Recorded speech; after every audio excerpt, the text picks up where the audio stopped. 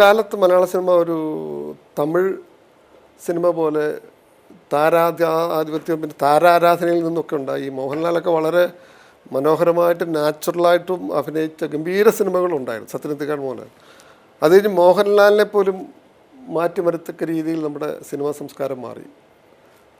പിന്നെ വന്ന ഡയറക്ടേഴ്സ് ഒരു വലിയ അമാനുഷ രൂപം കൊടുത്തപ്പോൾ അവർക്ക് തന്നെ തോന്നി അവർ മാറിയത്. അപ്പോൾ അത്ര നല്ല ആക്ടേഴ്സിനെ പോലും മാറ്റിയെടുക്കുന്ന ഒരു അവസ്ഥയിലേക്ക് നമ്മുടെ സിനിമ എത്തിയായിരുന്നു. പക്ഷേ അത് ഇപ്പോഴത്തെ പുതിയ ജനറേഷൻ അതിലൊരു ചെറിയ മാറ്റം ഞാൻ കാണുന്നുണ്ട്. ഇപ്പോഴത്തെ ഇപ്പം വലിയ എക്സ്പീരിയൻസ് ഇല്ലാത്ത പിള്ളേർ പോലും വന്ന് നല്ല സിനിമകൾ എടുക്കുന്നുണ്ട്.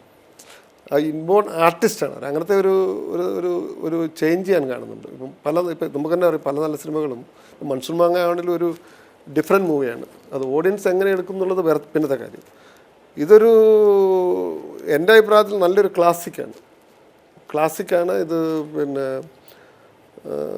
ഒരു രണ്ട് തരത്തിലും ഫാമിലി ഓഡിയൻസിന് ഇഷ്ടപ്പെടും. പിന്നെ ഈ പറഞ്ഞ ഹ്യൂമറുണ്ട്. അത് ഹ്യൂമർ റിയൽ ലൈഫ് ഹ്യൂമറാണ്, നമ്മൾ ക്രിയേറ്റ് ചെയ്ത ഹ്യൂമറില്ല. പിന്നെ ഇത് ഈ പറഞ്ഞ പോലെ അവാർഡ് ലെവലിലും ഇപ്പോൾ ഒരു സ്റ്റേറ്റ് അവാർഡ് നാഷണൽ അവാർഡൊക്കെ ശ്രദ്ധിക്കപ്പെടാൻ സാധ്യതയുള്ള സിനിമയാണ്. ഈ രണ്ട് കാറ്റഗറിയിൽ നിൽക്കുന്ന സിനിമയാണ് എനിക്ക് തോന്നിയിട്ടുള്ളത്. കാരണം അതൊരു വളരെ ചേഞ്ചുള്ളൂ. കാരണം ആർട്ട് സിനിമ എന്ന് പറയുമ്പം സാധാരണക്കാർക്ക് അത് ദഹിക്കത്തില്ല. ഇതങ്ങനെയല്ല. ഇത് പിന്നെ എല്ലാവർക്കും ഇഷ്ടപ്പെടുന്ന ഒരു സിനിമ. ഇന്ന് തന്നെ തിയേറ്ററിൽ ചിരി കണ്ടപ്പോൾ എനിക്ക് മനസ്സിലായി. പിന്നെ ഇതൊരു വലിയ ഇൻസിഡൻ്റ് ഉണ്ടാകുന്ന സിനിമ അല്ല തുടക്കത്തിൽ. പക്ഷേ ഇത് പതുക്കെ കയറി വരും. കാരണം പിന്നെ അബി വർഗീസിനെ ആർക്കും അറിയില്ല. പിന്നെ അക്രകാഴ്ചകളുടെ ഒരു ഫാനുണ്ട്. പിന്നെ അത് അക്രകാഴ്ചകൾ ഇപ്പോഴും 31 മില്യൺ ഹിറ്റാണ്. അപ്പോൾ ഓഫ് കോഴ്സ് ഔട്ട്സൈഡ് ഇന്ത്യ അത് going to be big hit. ഇവിടെയും ഇപ്പോൾ ഇന്ന് ആദ്യത്തെ ഷോ കഴിഞ്ഞു. ഇനി പതുക്കെ ആദ്യത്തെ ഷോ വളരെ നന്നായിട്ട് പോയി. പിന്നെ എല്ലാവർക്കും ഭയങ്കര അഭിപ്രായങ്ങൾ വന്നു. അത് പറയുന്നത് കൂടുതൽ കൊമേഴ്ഷ്യൽ ഡയറക്ടേഴ്സ് അല്ലേ. കൊമേഴ്ഷ്യൽ സിനിമയുടെ അടുത്ത് അവർക്ക് കഥകൾ ഉണ്ടാക്കുക. അവരോരോ താരത്തിന് വേണ്ടി കഥകൾ പറഞ്ഞ് ഉണ്ടാക്കിയെടുക്കുകയാണ്. ആ ഒരു സിറ്റുവേഷൻ അല്ലാതെ സിനിമ ചെയ്യുന്നവർക്ക് കഥകളുണ്ട്. മലയാളത്തിൽ എത്രയോ നല്ല എഴുത്തുകാരുടെ കഥകളുണ്ട്. പക്ഷേ അത് ഡെവലപ്പ് ചെയ്യണം. സ്ക്രിപ്റ്റ് എഴുതാനായിട്ട് ആരുമില്ല. സ്ക്രിപ്റ്റ് എന്ന് പറഞ്ഞാൽ ഒരു കലാരൂപമല്ലല്ലോ. It's a technical note to make a movie. അപ്പോൾ ആ ടെക്നിക്കൽ നോട്ട് എടുക്കുമ്പോൾ എനിക്കിപ്പോൾ ഒരു സ്ക്രിപ്റ്റ് എഴുതാൻ കഴിവുണ്ട്, എഴുതാനുള്ളൊരു മൂഡില്ല. കാരണം അതൊരു വർക്കാണ്. ഈ സ്ക്രിപ്റ്റൊക്കെ ബുക്കാവുന്നത് അതൊരു കലാരൂപമല്ല. ഇപ്പം MD ഒതുക്കുകൾ കയറി അമ്പലത്തിലേക്കെന്ന് എഴുതും. സിനിമയ്ക്കകത്ത് ഒതുക്കും നടയെല്ലാം ഒന്നല്ലേ. നല്ല ലാംഗ്വേജ് ആയതുകൊണ്ട് നല്ല സിനിമ ഉണ്ടാകത്തില്ല. നമ്മൾ കൊളോക്കിയൽ ലാംഗ്വേജിലാണ് സിനിമ എടുക്കേണ്ടത്. അപ്പം ഈ സ്ക്രിപ്റ്റ് എന്ന് പറയുന്നത് നമ്മുടെ ഇമാജിനേഷനിൽ സീൻ ബൈ സീൻ കണ്ടുകൊണ്ട് കഥ എഴുതുന്ന പോലെ തന്നെയാണ്. എനിക്കിപ്പോൾ ഒരു സ്ക്രിപ്റ്റ് എഴുതാൻ പാടുന്നില്ല. വേണമെങ്കിൽ ഒരു നല്ല സ്ക്രിപ്റ്റ് എഴുതാൻ പറ്റും. പക്ഷേ ഞാനത് തുടങ്ങാനുള്ളൊരു മടി. ഇപ്പോൾ എഴുത്ത് തന്നെ ഞാൻ തുടങ്ങിയത് ഡിജിറ്റലായപ്പോൾ ഞാൻ കൈ കൊണ്ട് എഴുതാനുള്ള മടി കൊണ്ടാണ്. അപ്പോൾ അല്ലെങ്കിൽ ഈ പ്രായത്തിൽ എഴുതാൻ തുടങ്ങും. എൻ്റെ മനസ്സിലുണ്ടായിരുന്നു. പക്ഷേ ഒരിക്കലും ഒരു എഴുത്തുകാർ പൊതുവെ ലേസിയാണല്ലോ. അപ്പോൾ ഈ പേനയൊക്കെ എടുത്ത് എഴുതുക, അവരുടെ കടലാസ് മാറ്റി എഴുതുക. ഇതാകുമ്പോൾ നമുക്ക് ഫ്ലൈറ്റ് എഴുതുന്നും ചെയ്യാം. എഴുതിയ സാധനം ഐഫോണിനകത്ത് വായിക്കാം. ഇത് ശരിയല്ല, ഇവനെ മാറ്റി അപ്പുറത്ത് അല്ലെങ്കിൽ കഥാപാത്രം അല്ലെങ്കിൽ ഈ ലാംഗ്വേജ് ഒന്ന് മാറ്റാം. ഇതൊക്കെ നമ്മൾ 24 hours ഇതിനകത്ത് പോകാൻ പറ്റും. അതിനുള്ളൊരു ഓപ്പർച്യൂണിറ്റി ഇപ്പോൾ ഉണ്ട്. പണ്ടതില്ലായിരുന്നു. പണ്ടൊരു സാധനം എഴുതി അവിടെ വെക്കുക, പിന്നെ വരുന്ന ഈ കടലാസ്, പിന്നെ വേറെ കടലാസ് എഴുതണം. ഇത് പ്രിൻ്റ് ഔട്ട് പോലെ. എനിക്ക് പ്രിൻ്റ് ഔട്ട് ഞാൻ എടുക്കാറില്ല. കഥകളൊക്കെ ഡയറക്റ്റും അയക്കുവാണ്. മാതൃഭൂമി ഇപ്പം പിന്നെ കലാവതിക്ക് ഞാൻ നോവൽ അയച്ചത് വെറുതെ ഡയറക്റ്റ് ഇമെയിൽ ചെയ്യലായിരുന്നു. പിന്നെ ചിലപ്പോൾ ഞാൻ നോവൽ മാത്രമേ ഞാൻ പ്രിൻ്റ് ഔട്ട് എടുത്ത് ഫ്ലൈറ്റായിരുന്നു വായിച്ചു. കാരണം ഒറ്റയടിക്ക് വായിക്കണം, റെപ്പറ്റീഷനൊക്കെ ഉണ്ടെങ്കിൽ മാറ്റാൻ പറ്റുന്നു. അപ്പം അങ്ങനെ ആ ഒരു കൺവീനിയൻസ് ഇപ്പോൾ ഉണ്ട്. ജിമെയിലിൽ ഇപ്പോൾ ഇത് മലയാളം ടൈപ്പ് ചെയ്യാം. അതൊരു റീസണാണ്. ഞാനിപ്പോൾ പെട്ടെന്ന് എഴുതാനായിട്ട് തുടങ്ങിയതിൻ്റെ റീസൺ അത് തന്നെയാണ്. അല്ലാതെ നേരത്തെ കവിതകൾ എഴുതുമായിരുന്നു. എൻ്റെ കവിതകൾ ഞാൻ പിന്നെ പല ഭാഷാഭൂഷണി, അതുപോലെ മനോരമയുടെ ആദ്യൻ്റെ കവിത വന്നു, സ്വർണ്ണച്ചിറകളുടെ ഭാഷ. അപ്പോൾ എഴുത്തിൻ്റെ ഒരു ഹരം എനിക്ക് പണ്ടേ ഉണ്ടായിരുന്നു. പക്ഷേ മടി കൊണ്ട് പിന്നെ അമേരിക്കയിലെ ബിസി ലൈഫ്, പിള്ളേരൊക്കെ ചെറുതായിരുന്നപ്പോൾ നമ്മൾ ഒന്നിനും സമയമില്ലായിരുന്നു.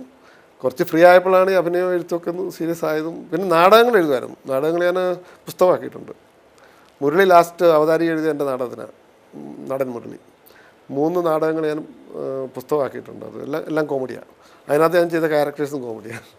ഇടിച്ചക്കപ്ലാമ്പൂട് പോലീസ് സ്റ്റേഷൻ എന്ന് പറഞ്ഞൊരു പിന്നെ നാടകം ഞാൻ എഴുതിയിട്ടുണ്ട്.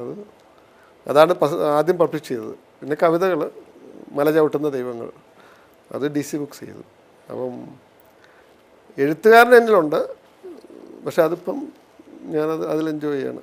അതാണ് കുറച്ചുകൂടെ ഞാൻ സീരിയസ് ആയിട്ട് എടുത്തേക്കുന്നത്.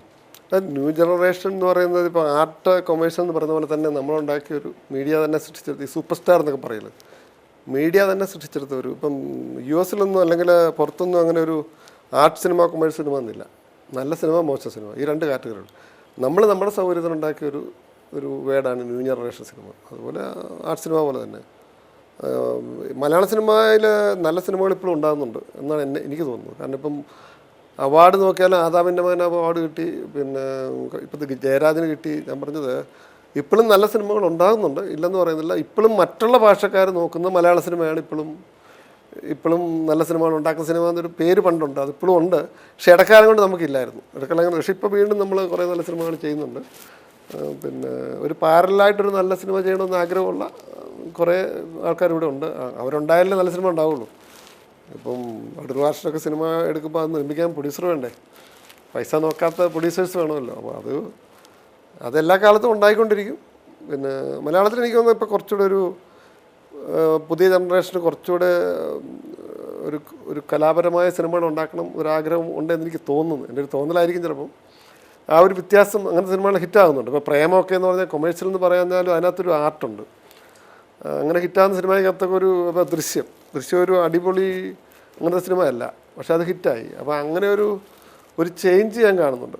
അതായത് അമാനുഷ കഥാപാത്രത്തിന് ഇടിയുള്ള സിനിമകൾ പരാജയപ്പെടുന്നുമുണ്ട്. അപ്പം ആ ഒരു ചേഞ്ച് നല്ലതാണ്. ദൃശ്യത്തിന് ശേഷം മലയാള സിനിമ ഒരു കാലഘട്ടത്തിൻ്റെ മാറ്റം എന്നുകൂടെ പറയാം. അതായത് 10-40 വർഷമായിട്ട് സിനിമ കാണാത്തവർക്ക് ദൃശ്യം കണ്ട് സിനിമ ഒരു എല്ലാം ശീലമാണല്ലോ. അങ്ങനെ ഒരു ശീലം ഉണ്ടാക്കാൻ ദൃശ്യം ഒത്തിരി സഹായിച്ചു.